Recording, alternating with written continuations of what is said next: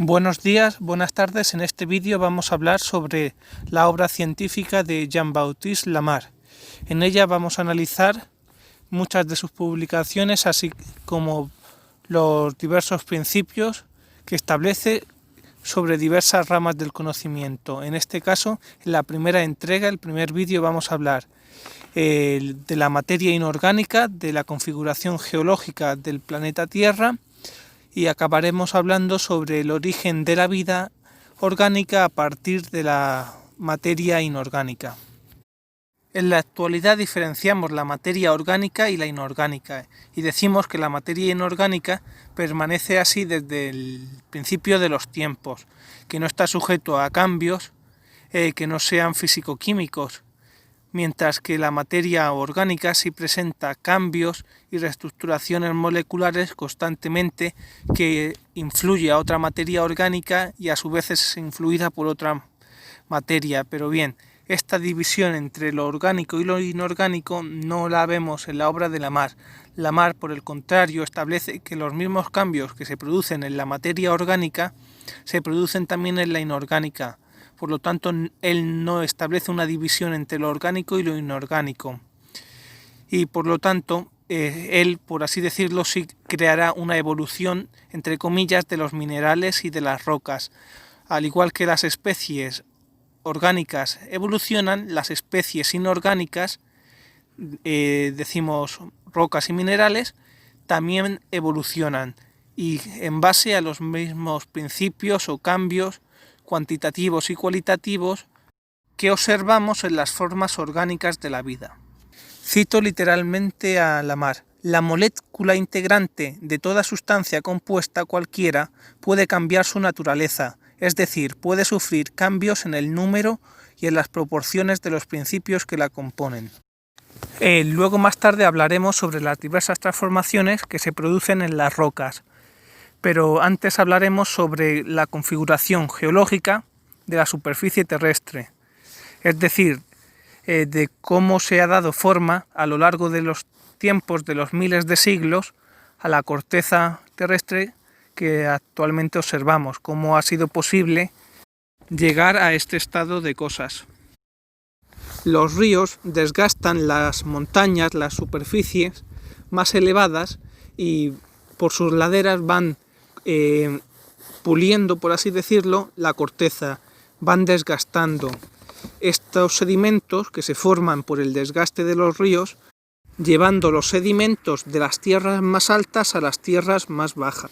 Primeramente, el río provocará un barranco en las laderas de la montaña. Posteriormente, este barranco, conforme pasen los miles de siglos, se irá convirtiendo en un valle. El valle colmatará con los restos sedimentarios, es decir, se irá formando una especie de llanura, donde antes había un barranco fluvial. Estos valles que se forman van a tener a su vez unos bordes. Esos bordes o crestas darán lugar otra vez a otras montañas. Vamos a ver que él explica más esto por el hundimiento relativo de la corteza terrestre. No se van a elevar las montañas, sino todo lo contrario, que el movimiento de los mares va a provocar un hundimiento relativo en la superficie terrestre. Las montañas no surgen, no crecen para arriba, sino todo lo contrario. El océano se rehunde y tenemos la sensación de que las montañas están más altas. Para ello él diferenciará el radio de la corteza terrestre, que nunca es homogéneo, sino que varía en cada punto del hemisferio, y a su vez el punto de forma o el punto de gravedad. Pero esto también lo vamos a ver ahora más adelante. Lo importante es que los bordes de estos valles van a ser a su vez nuevas cadenas montañosas. Los materiales que constituyen el centro de la Tierra son el cuarzo y el sílice. Estos materiales van a soportar el peso de las montañas. En la superficie terrestre también nos encontraremos los océanos, como he indicado antes. Es mega fundamental comprender el desplazamiento de los océanos para comprender o entender lo que nos plantea Lamarck. Para él, el centro de su hidrogeología como se titula una de sus obras, es el desplazamiento relativo de las cuencas oceánicas. Estas cuencas oceánicas se ven movidas por la atracción de la Luna. La Luna va a mover de este a oeste las corrientes marinas, el agua. Como en la actualidad podemos ver la corriente ecuatorial entre África y las islas del Caribe. Corriente que procede de la costa occidental de África y que se dirige al Golfo de México va a desgastar este golfo. Es por ello que en México y en las islas del Caribe encontramos una zona de archipiélagos y un golfo inmenso muy desgastado. Este golfo no lo ha provocado un meteorito como en la actualidad se cree, sino que ha sido la corriente oceánica. Él no recurre a catástrofes de tipo natural como satélites que se precipitaron sobre la superficie terrestre y que dieron lugar a extinciones de dinosaurios, formaciones de istmos y de golfos. Por el contrario, él no creerá en nada de esto, sino que para él lo importante es el transcurso de los miles de siglos y de la acción continua de los elementos y el cambio interno de la materia, lo que va a constituir la realidad física, no una catástrofe.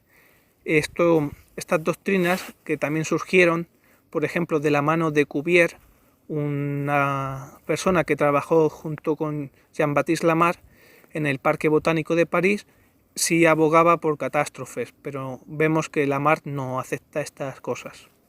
Pero para no irme del tema, el Istmo de Panamá acabará rompiéndose, igual que se formó hace miles de siglos, acabará rompiéndose otra vez y las dos Américas, la del norte y la del sur, acabarán rotas, separadas, y se formarán dos islas, América del Norte y América del Sur, y el Centroamérica desaparecerá.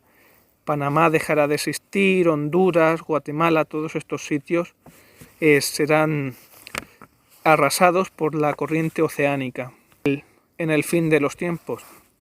Razonamientos análogos a este, que se aplica a la corriente ecuatorial entre África y América, también se puede aplicar en la corriente del Océano Índico y como antiguamente existía un continente entre Madagascar y África y que este continente sucumbió bajo las aguas del mar.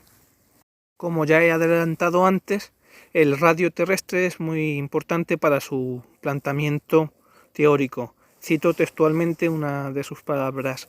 El desplazamiento del mar produce una desigualdad constantemente variable en la masa de los radios terrestres.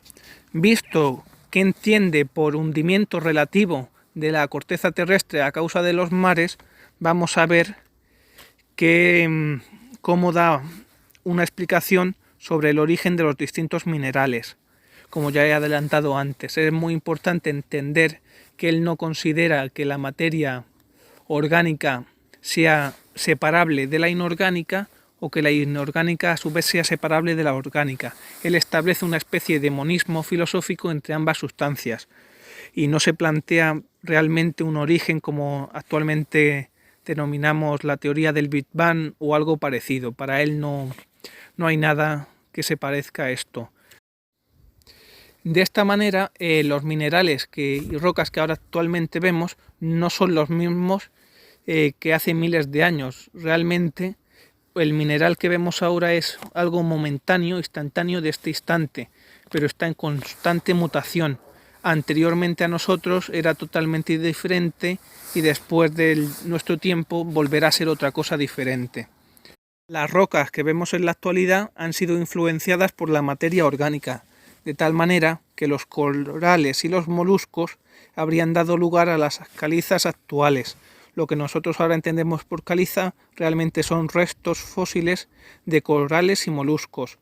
No es que se haya plasmado o quedado atrapado un resto de un animal vivo, sino que todo resto mineral y rocoso actual deriva de una vida orgánica. En este caso, vuelvo a repetir, las calizas son los restos de corales y moluscos, independientemente que veamos en su interior otros restos de fósiles, pero estos fósiles deduciblemente serían restos animales que se produjeron, que quedaron atrapados posteriormente a la formación en sí mismo de la materia que los contiene. Espero explicarme y no haber enrollado mucho el argumento.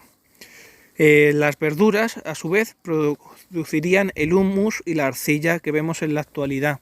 Esta arcilla es también provocada por un resto vegetal, en este caso verduras o árboles o cualquier tipo de estos. Podemos decir que hay una especie de evolución de la materia viva en caliza y en arcilla, que esta caliza y arcilla a su vez evoluciona otra vez en sílice y que el sílice vuelve a evolucionar para convertirse en cuarzo. Esto serviría para las formas rocosas, pero las minerales se formarían en distintas circunstancias. Estas circunstancias relativas en la superficie, entre qué elementos, entre qué depósitos se acumulan, determinaría la formación de un mineral u otro. A su vez, la proporción entre los distintos principios y proporciones de la materia en acumulación. Así como el calor, este calor me gustaría remarcar que él lo llama fuego calórico o ácido. Esto es una reminiscencia de la teoría del calórico. Él creía en el calórico y en el flogisto y por lo tanto no es partidario de la química de Lavoisier. Fue Lavoisier quien consideramos que en la actualidad desterró la teoría del flogisto y del calórico, pero en su obra vemos que él sí la defiende y que da argumentos. Pero esta química ya la veremos en una próxima entrega donde hablaremos más concretamente sobre química. En esta parte, como he dicho al principio, estamos hablando más de química orgánica e inorgánica en un sentido geológico y de cómo se originó la vida. Actualmente se cree que el granito procede de los volcanes, que tiene un origen ígneo. Bien, fue muy polémico durante el siglo XVIII la disputa entre vulcanistas y neptunistas.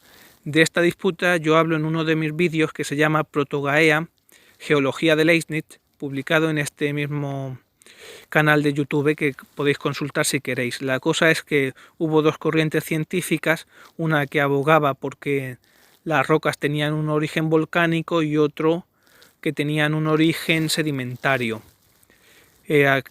Finalmente acabó triunfando que tenía un origen mixto, por así decirlo, entre la acción de los volcanes y de los sedimentos, pero esto ya en la actualidad. Vemos que en la obra de Lamarck él es plenamente neptunista, que aboga porque son las sedimentaciones, la lapidiscencia por infiltración y por sedimentación, la que forma las rocas y minerales. En este caso, pues es lo mismo que he dicho anteriormente.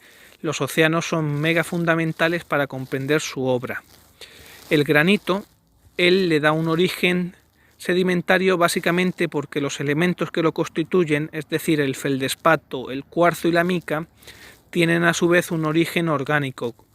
Como hemos dicho antes, las formas cuarzosas y silíceas derivarían a su vez del humus y que este humus dio lugar a la arcilla y que los corales y los moluscos a su vez dieron lugar a los cuarzos y que esto transmutó un elemento en otro.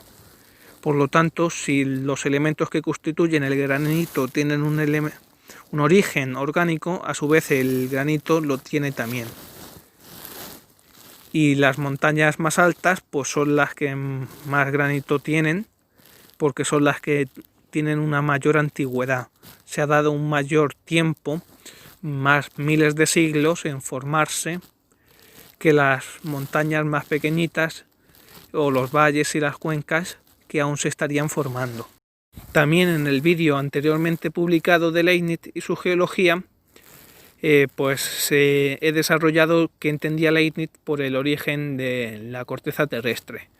Las nociones de Leibniz, su filosofía geológica es atacada por Lamarck, quien no cree que los minerales se formaron precipitadamente, que la Tierra fue una bola de fuego, que esta bola de fuego se secó, que precipitó la lluvia, que la lluvia fue buscando los restos salinos, y que por eso los mares son salados, que hay una afinidad, que los distintos elementos son compatibles unos con otros, sino todo lo contrario. Lamarck ataca este concepto de afinidades químicas y establece que es el tiempo precisamente, como no paro de decir en este vídeo, el que ha hecho que evolucionen, que transmuten los diferentes elementos.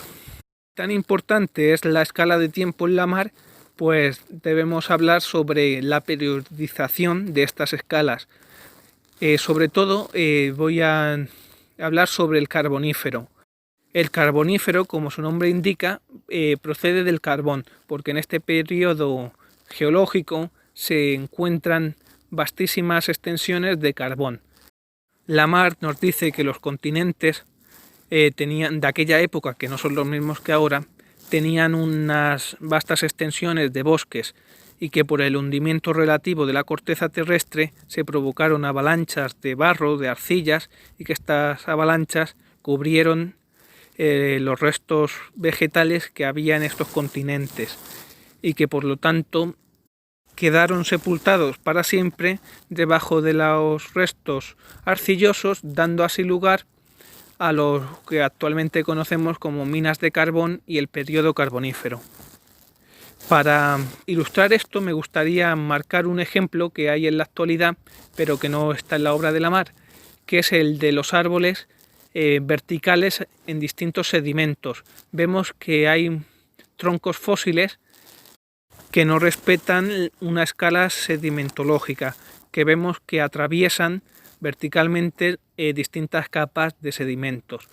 Y esto es uno de los argumentos que en la actualidad dan los que no creen en la evolución ni en las ciencias modernas. Pero bien, esto tal vez sea un fallo de la ciencia moderna y fácilmente es explicable con la teoría de Lamarck, de que fueron los sedimentos arcillosos de los restos marinos, de las corrientes marinas, los que sepultaron los árboles, y por lo tanto perfectamente grandes secuoyas y árboles gigantes pudieron quedar atrapados en una posición vertical y que a su vez los restos sedimentarios quedaron en una posición horizontal. Ahora voy a pasar de hablar de una geología más pura a lo que en la actualidad conocemos como paleontología. Básicamente Lamarck fue el fundador de la paleontología. En la actualidad se le atribuye el mérito a Cuvier, a Georges Cuvier, pero esto realmente no es cierto y yo reivindico la figura de Lamarck como fundador de la paleontología moderna, la única paleontología que existe, porque anteriormente no existía Lamarck, fue su fundador, el padre fundador. Por lo tanto voy a pasar a hablar de paleontología. Aquí también es mega importante la escala de tiempo. Él se dio cuenta que hay muchos restos fósiles muy similares a los que vemos actualmente, que están vivos, que aún tienen su análogo viviente. Y nos cuenta que estos animales han tenido menos tiempo para evolucionar, que por lo tanto la diferencia de tiempo entre un resto fósil que se parece a uno viviente es menor que entre el que no tiene análogos entre los seres vivientes actuales. Espero explicarme. Por ejemplo, si hay una jirafa fósil, pues esta jirafa, como se parece más a la actual, es anterior que, por así decirlo, un resto fósil que se parezca más a un Tyrannosaurus rex. Por ejemplo, el Tyrannosaurus rex, como no tiene análogos en la actualidad, pues va a ser más antiguo. Aunque, perdón por el ejemplo, porque los Tyrannosaurus rex aún no se habían descubierto en la época de Lamarck, aunque sí se habían descubierto muchos dinosaurios, como el pterodáctilo, que lo descubrió Georges Cuvier. Jean-Baptiste Lamarck se dio cuenta que la mayoría de los fósiles que se encontraban tenían sus análogos vivientes en zonas tropicales, es decir, cálidas. Por ejemplo, los tiburones, las tortugas, los reptiles. Y por este razonamiento, por esta observación, llegó a la conclusión de que en la antigüedad, en el tiempo de estos fósiles, debería haber un clima tropical. Y por lo tanto, he aquí como él descubre que el clima no ha permanecido siempre constante, sino que ha cambiado. Si bien es cierto, esto también lo cuenta Buffon en su enciclopedia al hablar de los mamuts, lo importante en Lamarck es que él no es catastrofista y que no cree que un cambio repentino haya provocado un cambio climático inmediato, sino que ha habido periodos estacionarios y que estos periodos estacionarios que han durado millones de años a su vez han tenido una duración entre ellos de cambio de otros millones de años, que se va de un periodo estacionario a otro estacionario y que lo que va cambiando en las variables no es el tiempo, sino los climas. Por si no me he explicado con demasiada claridad, voy a citar literalmente a Lamarck. Cambios de clima fueron periodos estacionarios cuya duración fue prácticamente ilimitada, una duración infinitamente pequeña en relación con los necesarios para todos los cambios de la superficie terrestre. Como hemos visto hasta aquí, las formas vivas son muy importantes, básicamente es lo fundamental para comprender las ciencias, en este caso la geología. Pero bien, ¿cómo entiende Lamarck que surgió la vida? ¿Cuál es su teoría sobre el origen de la vida? Teoría sobre el origen de la vida, origen muy entre comillas, porque como hemos visto, él no establece una diferencia entre lo orgánico y lo inorgánico, sino que ambos coexisten desde el principio de los tiempos. ¿Y esto a qué se debe? A que él fue partidario de una teoría denominada teoría de la generación espontánea. Esta teoría en la actualidad no se estudia, no se tiene en cuenta, pero que él sí fue un firme defensor y ahora mismo vamos a hablar sobre ella. La generación espontánea se nos cuenta que fue refutada porque un científico italiano metió un trozo de carne en un bote vacío y tapó este bote, y se pensaba o plantearon que conforme se fuera pudriendo la carne, otras vidas orgánicas deberían surgir, es decir, que de esa muerte, de esa carne en putrefacción, iba a surgir vida viva.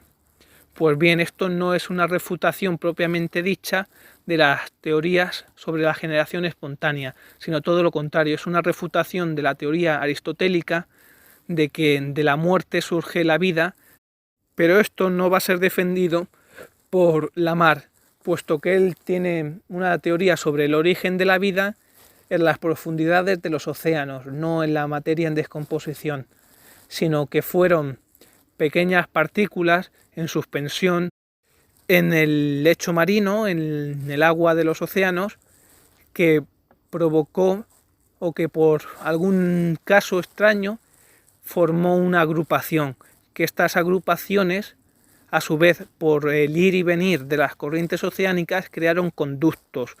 Estos conductos él los llama gástulas.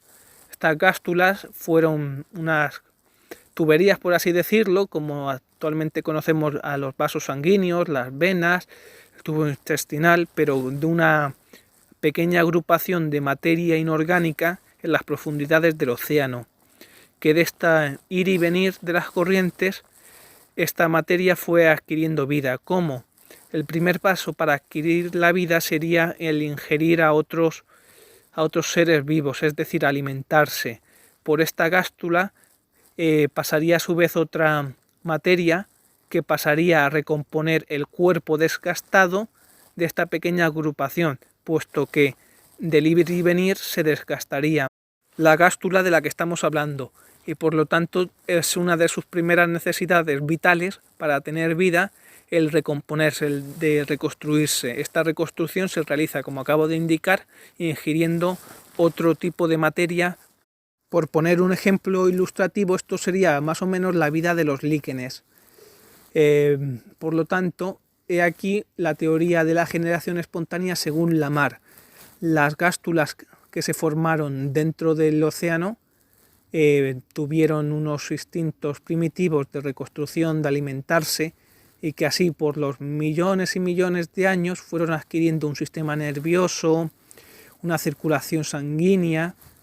Es importante remarcar que él considera que los fluidos sutiles, como el fluido eléctrico, junto con el fluido material que puede haber en el interior de los océanos y otros fluidos, han moldeado forma a los elementos vivos y por lo tanto, aunque es un salto muy grande de esta generación espontánea a las jirafas, me gustaría aquí explicar en qué consistía la dichosa teoría de la evolución de las jirafas según Lamarck. Las jirafas no es que estiraran el cuello y este cuello creciera, sino que los elementos que lo constituyen, los cartílagos, las vértebras, los tejidos óseos, el tejido muscular, por un uso y desuso, habría provocado una nueva configuración en la circulación de los fluidos sutiles. Fluidos como son la sangre, las neuronas eléctricas, y que por lo tanto se habría formado una nueva configuración. Este uso y desuso le ha dado forma a través de los capilares a la nueva materia viviente y que por lo tanto es así como han evolucionado las jirafas. Espero haberme explicado y que esto se entienda. Yo creo que es muy bonito y que realmente es muy científica la teoría de Lamarck y que realmente esto es la verdad. Por el contrario, Darwin, si recordamos, nos dice que son las mutaciones aleatorias las que provocan las nuevas formas vivientes y que ya es la naturaleza la que pone a prueba la supervivencia de estas especies y que las más aptas a las condiciones climáticas y físicas de la vida, de la superficie terrestre, de la conexión con otros animales, pues pondrían a prueba la viabilidad del nuevo espécimen, que si esta jirafa pues sobrevivía, pues había sido un cambio, una mutación importante y favorable, mientras que si no se había producido la mutación, pues sería un mal cambio y no habría tenido continuidad, no habría crecido la jirafa, se hubiera muerto de hambre o lo que sea, se la hubieran comido los leones y así hubiera perecido. Pero esto no es lo que vemos en Lamarck, por el contrario, como acabo de decir, en Lamarck lo que se ve es una mayor importancia del uso y el desuso de los elementos que constituyen a los seres vivos, de los órganos, es decir, el uso y desuso de los órganos, lo que ha dado forma a cuellos alargados de jirafas o de cualquier otro animal en sus diferentes formas. Llegados a este punto, yo creo que sería redundante decir que Lamarck era ateo y materialista. Es evidente, y más por su teoría de la generación espontánea, que siempre ha sido defendida por los materialistas, que él no creía en Dios ni en la creación divina, como si por ejemplo creía Leibniz que los seres habían sido creados. Por el contrario, él no cree que los seres sean creaciones divinas, sino todo lo contrario, que se han creado a sí mismos, que es la capacidad vivificante de la materia y que todo lo que observamos que tiene vida es un fenómeno material. Y para decirlo en las palabras que nos indica Lamarck, los minerales crecen por yuxtaposición, es decir, por agregación de capa a capa, y por la otra parte, los animales vivos son los que han crecido por invaginación intestinal. Intestinal sería la palabra que haría referencia a las gástulas, a los conductos por donde circulan los fluidos sutiles. Es decir, las dos formas que tiene la materia de crecer es por yuxtaposición o por invaginación intestinal. Hasta aquí esta primera entrega. Espero que os haya gustado. Suscribiros, darle a la campanita si gustáis y nos vemos en una próxima entrega donde seguiremos hablando sobre las obras científicas de Jean-Baptiste Lamarck.